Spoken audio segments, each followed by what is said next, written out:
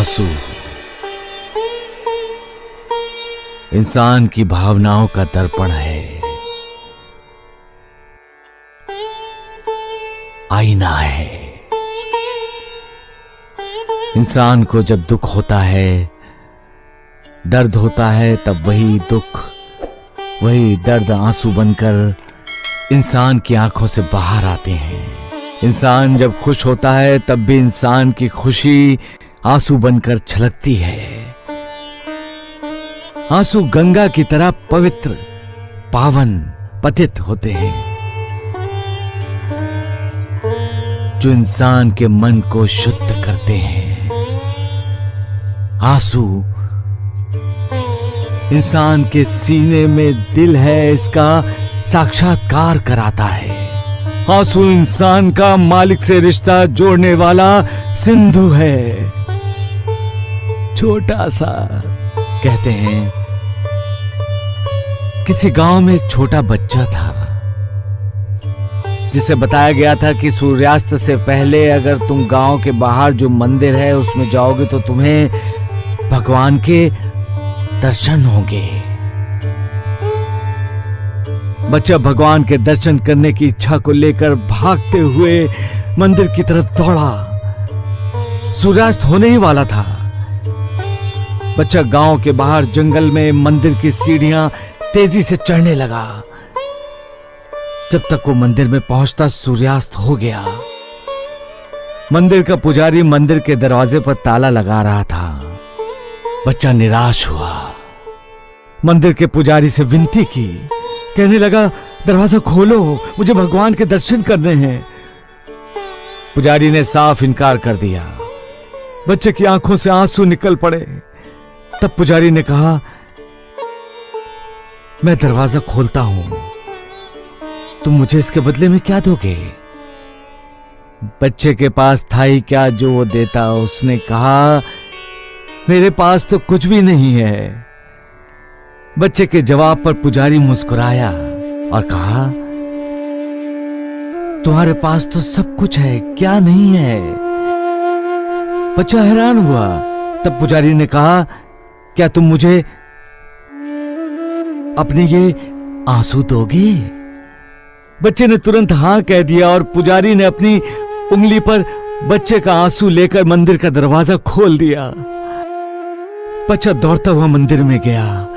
भगवान को पुकारने से पहले भगवान वहां प्रकट हो गए। बच्चे को आशीर्वाद देते हुए कहा, पगले, मेरे दर्शन करने के लिए तुमने आंसू दे दिए, वही तो पूछने के लिए मैं तुम्हारे पास आने वाला था। बच्चे, ये आंसू नहीं, तुम्हारा अंतःकरण है, तुम्हारा दिल है, तुम्हारा मन है। दुनिया का सारा धन एक पलड़े में डाला जाए तब भी आंसू वाला पलड़ा हमेशा भारी रहेगा। सबका मालिक एक। जब एक दूसरे को मिलाना चाहता है तो मिलन हो ही जाता है। कोई दूरी, कोई फासला मायने ही नहीं रखता, चाहे दिशा भिन्न ही क्यों ना हो। मिलने वाले को एक मोड़ पर लाकर मिलन करवाता ही करवाता है। इंसान इसे इत्तेफाक कहता है, लेकिन ये इत्तेफाक भी मालिक की लीला है। ऐसा भी होता है कि कई बार दो इंसान एक दूसरे से समानांतर रेखाओं में होते हैं, लेकिन जिंदगी भर एक दूसरे से नहीं मिल पाते। सब कुछ मालिक की इच्छा पर ही निर्भर है। मालिक जो चाहता है वही होता है, होनी होकर ही रहती है।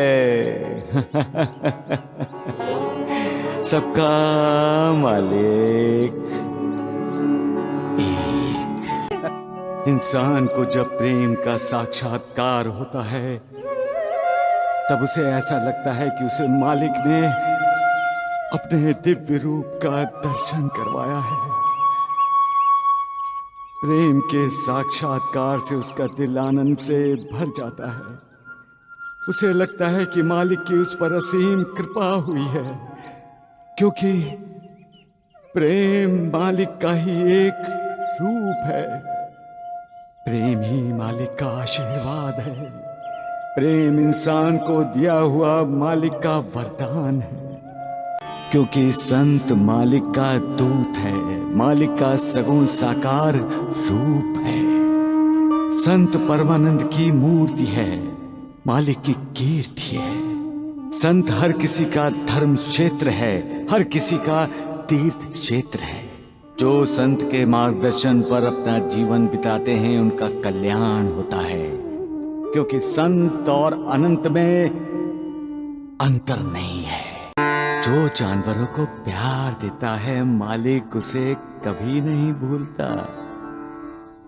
हर प्राणी मात्र में मालिक है, इसलिए जानवरों से कभी बुरी तरह से पेश नहीं आना चाहिए, उनसे कभी बुरा व्यवहार नहीं करना चाहिए। वो बोल नहीं सकते, बेजुबान हैं, और जो कोई उनका दुख दर्द महसूस करके उन्हें उनके दुखों से राहत दिलाने की कोशिश करता है, मालिक उसे उसके दुखों से राहत दिलाता है।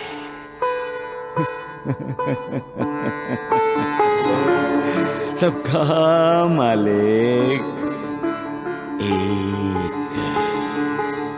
क्षमा, माफी, ये ऐसे शस्त्र हैं जिससे हम किसी पर वार ना करते हुए भी उस पर विजय प्राप्त कर सकते हैं। इंसान का अपना रवैया कैसा होना चाहिए, ये एक सवाल है जिसका जवाब बेहतर इंसान ही जानता है। लेकिन अफसोस इंसान ही इसे अमल नहीं कर पाता। मानव का पहला कर्तव्य है मानवता के धर्म को निभाना, दूसरों को उनके अपराधों के लिए क्षमा कर देना, जितनी जरूरत हो उतना ही बोलना। जब हम जरूरत से ज्यादा बोलते हैं तो वो बातें किसी काम की नहीं रह जाती, और फिर शुरू होती है निंदा, एक दूसरे पर दोषारोपण, गालियां, और फिर होता है मन अशांत। और अशांत मन कभी कल्याण की बात नहीं सोचेगा, वो देगा जन्म तो सिर्फ क्रोध को। क्रोध के अधीन होने का मतलब है शत्रु के अधीन होना। इसलिए इंसान को अपने आपे में रहते हुए दूसरों के हितों का सोचना चाहिए। अगर वो दूसरों के हितों को सोचेगा तो उसका भला स्वयं होगा। सबका मालिक